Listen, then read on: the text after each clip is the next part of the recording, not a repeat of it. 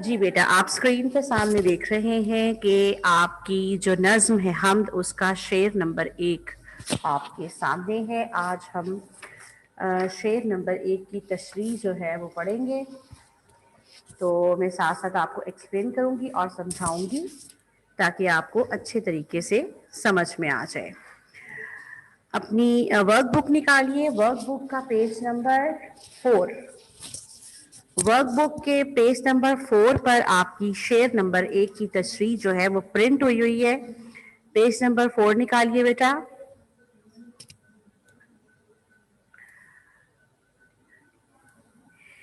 یہ تشریح میں آج آپ کو ایکسپلین کروں گی، سمجھاؤں گی۔ آپ لوگوں نے اس کو لوز شیٹ پر پھر لکھنا ہے یاد کرنے کے بعد، ٹھیک ہے؟ اور بیٹا اپنا لوز شیٹ والا کام جو ہے وہ آپ لوگ مکمل کر لیں ساتھ ساتھ، کیونکہ اب 1 یا 2 دن بعد ہی آپ کو یہ کام سبمٹ کرانا ہوگا، ٹھیک ہے؟ تو آپ لوگ اپنا جو کام ہے وہ ساتھ ساتھ مکمل کرتے جائیں۔ میں امید کرتی ہوں کہ میں آپ کو روز کلاس میں کہتی ہوں کہ آپ ورک بک کے اوپر کام میرے ساتھ ساتھ یہاں کلاس میں اپنے مکمل کریں، اور جو لوز شیٹ والا کام ہے وہ آپ اپنا گھر میں بعد میں مکمل کرتے رہیں۔ جی، شعر نمبر 1 ہے جس کی آپ نے تشریح کرنی ہے۔ میں شعر پڑھ رہی ہوں۔ جو چیز خدا نے ہے بنائی، ظاہر اس میں ہے خوش نمائی۔ اس شعر کا مفہوم یہ ہے، یعنی کہ اس کا آسان جو مطلب ہے وہ یہ ہے کہ اللہ تعالیٰ نے جو بھی چیز دنیا میں بنائی ہے اس چیز سے خوش نمائی ظاہر ہوتی ہے۔ خوش نمائی کا مطلب ہے خوبصورتی، ظاہر ہونے کا مطلب ہے نظر آنا۔ یعنی کہ اس شعر کا لفظی مطلب یہ ہوگا کہ اللہ تعالیٰ نے جو چیز بھی بنائی ہے وہ بہت خوبصورت ہے، اور اس کی خوبصورتی سے ہمیں پتہ چلتا ہے کہ اللہ تعالیٰ نے اس چیز کو کتنے پیار اور محبت سے بنایا ہے۔ تو بیٹا جب آپ تشریح لکھیں گے ورک بک کے اوپر، تو آپ شعر نمبر 1 اس طرح سے آپ جو ہے اردو مارکر کے ساتھ اس کی ہیڈنگ لکھیں گے، شعر لکھیں گے مارکر کے ساتھ، ٹھیک ہے؟ شعر کو لکھتے وقت ہمیشہ اس بات کا خیال رکھیں کہ شعر کا پہلا مصرع جہاں سے شروع ہو رہا ہے اور جہاں پہ ختم ہو رہا ہے، شعر کا دوسرا مصرع بھی پہلے مصرے کے نیچے سے شروع ہونا چاہیے اور اس کے نیچے ہی ختم ہونا چاہیے۔ جو کے نیچے ہی ظاہر کا لفظ آئے اور بنائی کے نیچے ہی خوش نمائی کا لفظ آئے، تو اس سے شعر نہ صرف دیکھنے میں خوبصورت لگتا ہے بلکہ اس کے ساتھ ساتھ ہمیں عام جو ہم نثر لکھتے ہیں، عام اردو زبان لکھتے ہیں، اس میں اور شعر میں دیکھنے سے ہی فرق معلوم ہو جاتا ہے۔ بیٹا کچھ بچوں نے ہینڈ ریز کیے ہوئے ہیں، بیٹا میں آپ کی بات ابھی تھوڑی دیر کے بعد سنوں گی، ٹھیک ہے؟ پلیز ہینڈ ڈاؤن کر لیں، ابھی تشریح پہ توجہ دیجیے، ٹھیک ہے؟ جی، سب سے پہلی ہیڈنگ ہے حوالہ کلام۔ آپ اس سے پہلے بھی 5 کلاس میں تشریح کرتے رہے ہیں، تب آپ صرف شاعر کا نام اور نظم کا عنوان سے تشریح شروع کرتے تھے، لیکن اب آپ نے حوالہ کلام کا لفظ بھی لکھنا ہے۔ حوالہ کلام جو ہے، کلام کہتے ہیں شاعری کو، اور حوالہ کا مطلب ہوتا ہے انفارمیشن دینا، یعنی کہ شاعری کے بارے میں انفارمیشن دینا۔ شاعری کون سی ہے؟ شعر نمبر 1، یعنی کہ جو شعر ہمیں تشریح کے لیے دیا گیا ہے ہم اس کے بارے میں انفارمیشن فراہم کریں گے۔ وہ انفارمیشن کیا ہوگی؟ انفارمیشن جو ہے وہ یہ ہے کہ یہ نظم کس شاعر نے لکھی ہے اور اس نظم کا عنوان کیا ہے، ٹھیک ہے؟ اس چیز کو حوالہ کلام کہا جاتا ہے، ٹھیک ہے بیٹا؟ حوالہ کلام کی ہیڈنگ اردو مارکر سے آپ دیں گے، اس طرح آپ شاعر کا نام اور نظم کا عنوان، یہ تینوں جو آپ کی ہیڈنگز ہیں یہ آپ اردو مارکر کے ساتھ لکھیں گے، جبکہ شاعر کا جو نام ہے اسماعیل میرٹھی اور حمد، یہ دونوں جو چیزیں ہیں آپ پین سے لکھیں گے، ٹھیک ہے بیٹا؟ میں اتنی تفصیل سے آپ کو اس لیے سمجھا رہی ہوں کہ آپ فرسٹ ٹائم پین کے ساتھ اور مارکر کے ساتھ کام کریں گے تاکہ آپ کو چیزوں کا پتہ چل سکے، تو میں اسی لیے آپ کو بہت ڈیٹیل کے ساتھ سمجھا رہی ہوں۔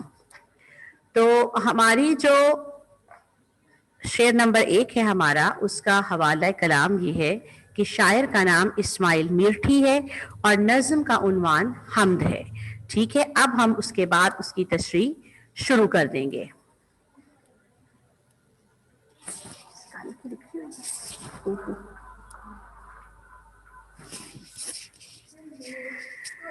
جی، تو تشریح آپ کو پتا ہے، آپ پہلے بھی کرتے رہے ہیں کہ تشریح میں ہمیشہ جو پہلی لائن ہوتی ہے تشریح کی، وہ ہم اس میں بتاتے ہیں کہ شاعر اس نظم میں کس چیز کے بارے میں بتا رہے ہیں. ٹھیک ہے، تو یہ نظم ہماری حمد ہے، تو ہم اس میں اس طرح سے لکھیں گے کہ اس نظم میں شاعر اللہ تعالیٰ کی تعریف اور عظمت بیان کرتے ہوئے کہتے ہیں کہ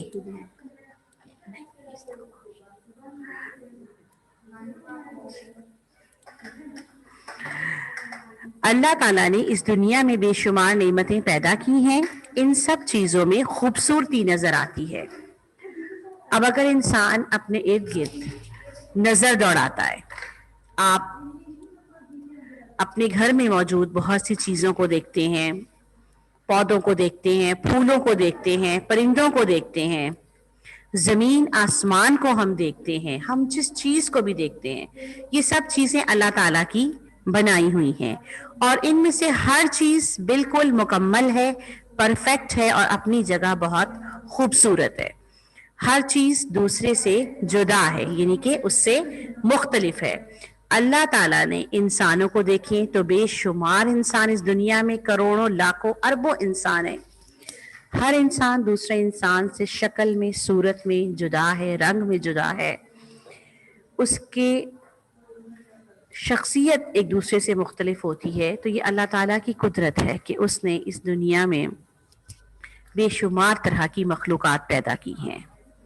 ٹھیک ہے، جس میں پرندے، جانور اور آبی مخلوق ہے جو کہ پانی میں رہنے والی مخلوق ہے. بے شمار طرح کے پودے پیدا کیے ہیں، پرندے پیدا کیے ہیں. تو یہ سب سبزیاں ہیں، بے شمار طرح کی جڑی بوٹیاں ہیں. زمین، آسمان، چاند، سورج، ستارے، پہاڑ، سمندر، بے شمار چیزیں جو ہیں یہ اللہ تعالیٰ کی سب نعمتیں ہیں، اور ان نعمتوں میں ہمیں اللہ تعالیٰ کی خوبصورتی نظر آتی ہے. ہم اللہ تعالیٰ کو نہیں دیکھ سکتے، لیکن ہم اس کی بنائی ہوئی نعمتوں سے یہ اندازہ کر سکتے ہیں کہ وہ ذات جس نے اتنی مکمل چیزیں اور بہترین چیزیں بنائی ہیں، تو وہ خود وہ ذات کتنی مکمل اور بہترین ہوگی. ٹھیک ہے، تو اللہ تعالیٰ نے اس دنیا میں بے شمار کا مطلب جسے آپ گن نہ سکیں، اتنی زیادہ نعمتیں پیدا کی ہیں کہ انسان ان نعمتوں کو گن نہیں سکتا. ان سب چیزوں میں خوبصورتی نظر آتی ہے. خدا کی بنائی ہوئی ہر شے حکمت سے بھرپور ہے، یعنی کہ اللہ تعالیٰ کی بنائی ہوئی ہر چیز میں کوئی نہ کوئی راز چھپا ہے، کوئی نہ کوئی اس کی خوبی ہے، اچھائی ہے. کچھ خوبیوں سے تو انسان واقف ہو چکا ہے، لیکن کچھ خوبیاں ایسی ہیں شاید جن سے ابھی انسان واقف نہیں ہے. اللہ تعالیٰ نے، حکمت کا مطلب ہوتا ہے دانائی، عقل مندی، بہتری. ٹھیک ہے، تو یہاں پر یہی مطلب ہے کہ اللہ تعالیٰ نے جو بھی چیزیں پیدا کی ہیں وہ بے مقصد نہیں ہے، ہر چیز کا کوئی نہ کوئی مقصد ضرور ہے. اللہ تعالیٰ نے اس دنیا کا جو نظام بنایا ہے اس میں ہر چیز اپنے اپنے حصے کا کردار ادا کر رہی ہے، یعنی کہ اپنا اپنا کام مکمل طریقے سے کر رہی ہے.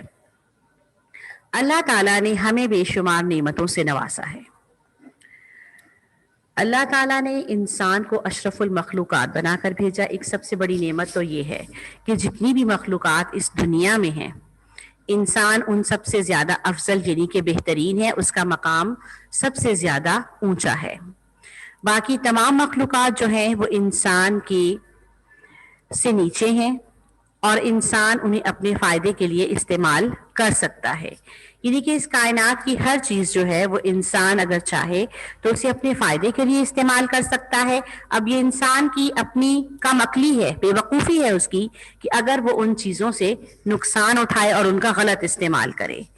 تو ہمیں اللہ تعالیٰ کا شکر ادا کرتے رہنا چاہیے کہ اس نے ہمیں بے شمار نعمتوں سے نوازا ہے. مثلاً ہمیں بعض اوقات کچھ نعمتوں کا احساس بھی نہیں ہوتا کہ یہ چیز بھی ایک نعمت ہے. دیکھیے کہ ماں باپ اللہ تعالیٰ کی سب سے بڑی نعمت ہے.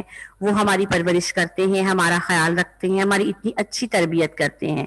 بہن بھائی, ہمارے رشتے دار, ہمارے دوست, یہ سب بھی اللہ تعالیٰ کی نعمتوں میں سے ان کا بھی شمار ہوتا ہے. اس کے علاوہ آپ دیکھیں تو آپ کو اچھا کھانا کھانے کو ملتا ہے, پہننے اوڑھنے کو اچھے کپڑے ملتے ہیں, رہنے کو اچھا گھر ہے, آپ کی تعلیم کی سہولیات موجود ہیں. تو یہ سب چیزیں اللہ تعالیٰ کی انسان کے اوپر بہت زیادہ رحمتیں اور نعمتیں ہیں. تو ہم اللہ تعالیٰ کی دی ہوئی نعمتوں کو استعمال کرتے ہیں. تو جب اگر ہم نے یہی سیکھا نا بچپن سے کہ اگر کوئی ہمارے ساتھ اچھا سوچے, ہمارے ساتھ اچھا کوئی اچھے طریقے سے بیہیو کرے تو ہم اس کو تھینک یو کہتے ہیں. ٹھیک ہے نا. تو یہ چیز تو ایٹیکیٹس میں بھی شامل ہے. ہمارے پیرنٹس, ہمارے ٹیچرز ہمیں یہی سکھاتے ہیں کہ اگر کوئی شخص آپ کے ساتھ اچھا کر رہا ہے تو آپ کے فائدے کے لیے کچھ کر رہا ہے تو آپ اس کو شکریہ بول دیں. ٹھیک ہے.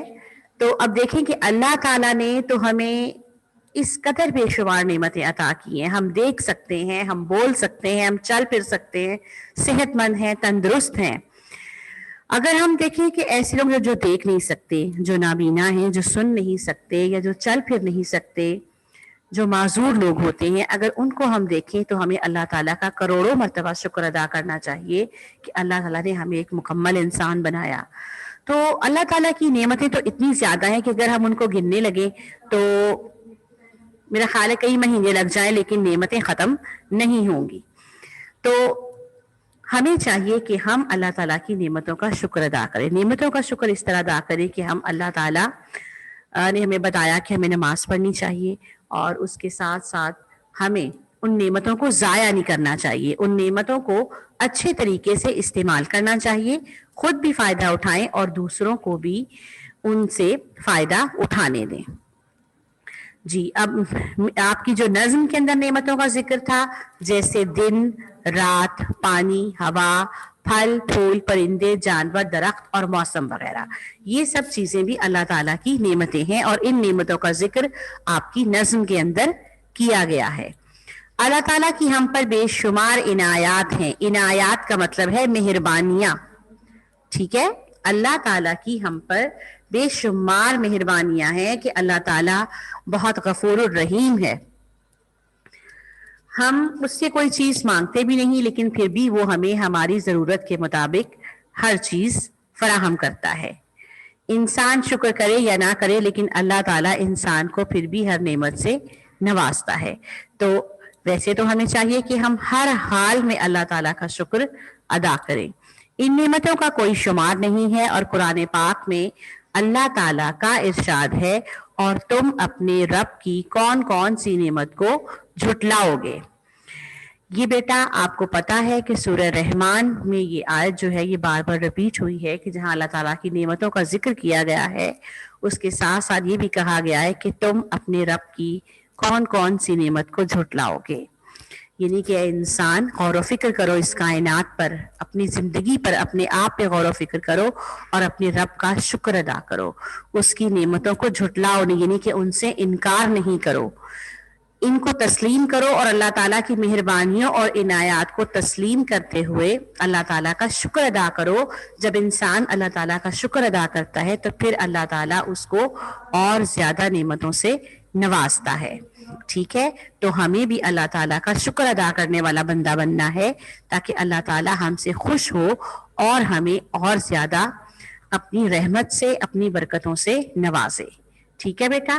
تو شعر نمبر 1 جو ہے یہ اس کی تشریح آج ہم نے پڑھ لی ہے. ٹھیک ہے. پڑھنے کے ساتھ میں نے آپ کو اچھی طرح سے ایکسپلین بھی کر دی ہے, مشکل الفاظ کے معنی بھی اس میں بتا دیے ہیں. ٹھیک ہے. حکمت کا مطلب ہے دانائی, اور اس کے علاوہ عنایات کا مطلب ہے مہربانیاں, بے شمار کا مطلب ہے جسے گنا نہ جا سکے, بہت زیادہ. ٹھیک ہے. جھٹلانے کا مطلب ہوتا ہے انکار کرنا. آپ چاہیں تو پینسل سے اس کے اوپر ان مشکل الفاظ کے معنی لکھ سکتے ہیں تاکہ آپ کو تشریح یاد کرنے میں آسانی رہے. تو آج یوں سمجھیں کہ آپ کا آج کا ہوم ورک بھی یہی ہے کہ آپ نے یہ جو آپ نے ابھی शेर नंबर 1, जो चीज खुदा ने है बनाई ज़ाहिर उसमें है खुशनुमाई। तो आपने इसी शेर की तशरीह को याद भी करना है और उसे लूज शीट पर बहुत प्यारे अंदाज में लिखना है उर्दू मार्कर 604 का इस्तेमाल करते हुए।